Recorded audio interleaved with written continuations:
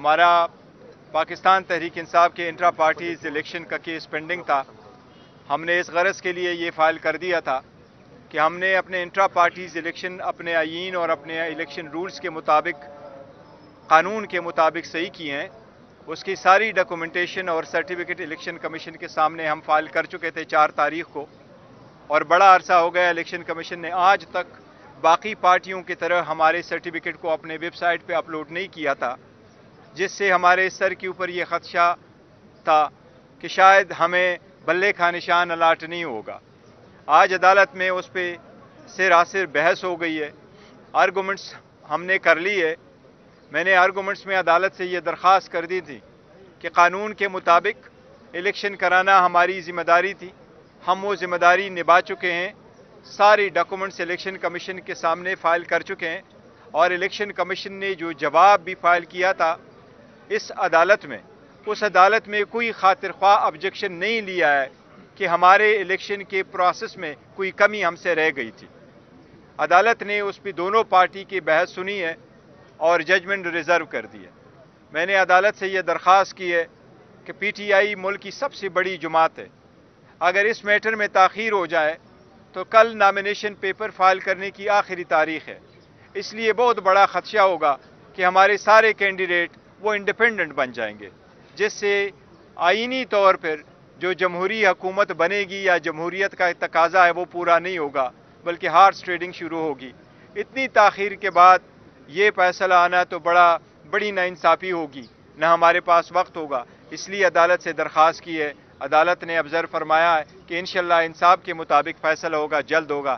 شاید آرڈر آج کسی وقت آ جائے شارٹ، یا کل تک آرڈر آ جائے. ہمیں امید ہے اس عدالت سے انشاءاللہ تعالی. عدالتوں پہ ہمارا پورا اعتماد ہے. ہم سمجھتے ہیں ہم آئین اور قانون کے مطابق چلتے ہیں، عوام کے حقوق کی جنگ لڑ رہے ہیں، تو امید ہے انشاءاللہ تعالی عدالت انصاف کا فیصلہ دے گی انشاءاللہ تعالی. جی صاحب آپ کیا سمجھتے ہیں؟ صرف آپ ویب سائٹ پہ اشاعت کا فورس کر رہے ہیں، اس پہ کیا ویب سائٹ پہ اشاعت ہو جائے تو آپ کا مسئلہ؟ دیکھیں، قانون کے مطابق یہی ہے کہ سیکشن 2093 میں لکھا ہوا کہ آپ ویب سائٹ پہ دیں، اور ہم نے کہا ہمیں دوسرے پارٹیز کی طرح ٹریٹ کرے، ہمیں ڈسکرمنیٹ نہ کرے. کسی بھی پولیٹیکل پارٹی کا سرٹیفکیٹ پبلک آفیشیل گزٹ میں پبلش نہیں ہوتا. جو ہی آپ کا رزلٹ جو ہے وہ ویب سائٹ پہ چلا جاتا ہے، that is the and of the matter, اور آپ کو نشان ملتا ہے. تو ہمیں بھی نشان اسی پہ ملنا چاہیے. ہم نے جو استدعا عدالت سے کی ہے کہ 175 پولیٹیکل پارٹی کو جیسے آپ نے ان معاملات میں ٹریٹ کیا، ہمیں بھی ایسا ہی ٹریٹ کریں. ہم تو سب سے بہتر کر چکے ہیں.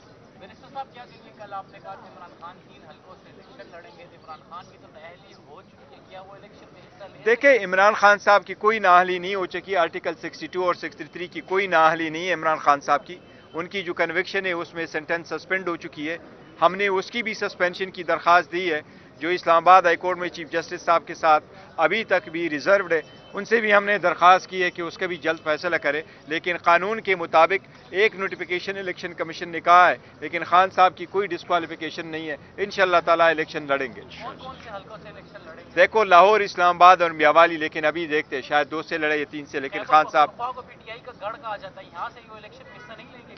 یہ یہاں سے بھی الیکشن میں لینا چاہیے تھا، پنجاب سے بھی، لیکن اس مرتبہ جو لا آیا ہے اس کے مطابق آپ لمیٹڈ جگہوں سے الیکشن لڑ سکتے ہیں. اس لیے خان صاحب ہر جگہ سے نہیں الیکشن لڑ رہے ہیں. بیرسٹر صاحب آپ مکمل آپ چیئرمین شپ کو جاری رکھیں گے، یعنی اگر نہیں، دیکھو، میں چیئرمین شپ جو ہے نا، میں آپ کو بتاؤں، یہ it was a hard decision for all of us. ہم میں سے کسی نے نہیں سوچا تھا کہ ہم خان صاحب کو کہیں گے کہ آپ کی جگہ کوئی اور یہ منصب سنبھالے گا. اور ہم نے اگر منصب سنبھالا ہے تو نمائندے کی حیثیت پہ کہا ہے.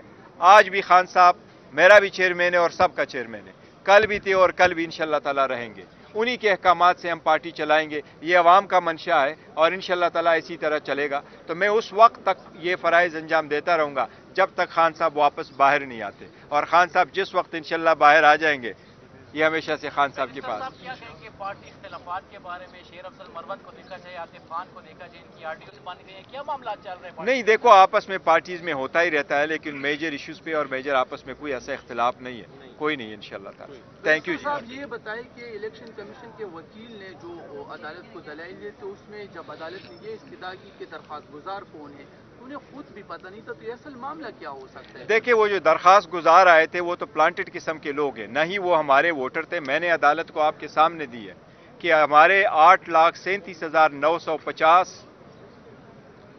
رجسٹر ووٹرز ہیں. As a chief election commissioner ہم نے اس کو فریز کیا تھا 31 اکتوبر کو الیکشن کمیشن کی طرح کہ اس میں نہ کوئی ممبر ایڈ ہوگا اور نہ اس میں سے کوئی نکالا جائے گا. ہمارا ایپ موجود ہے, میں آپ کو ڈسپلے کر سکتا ہوں.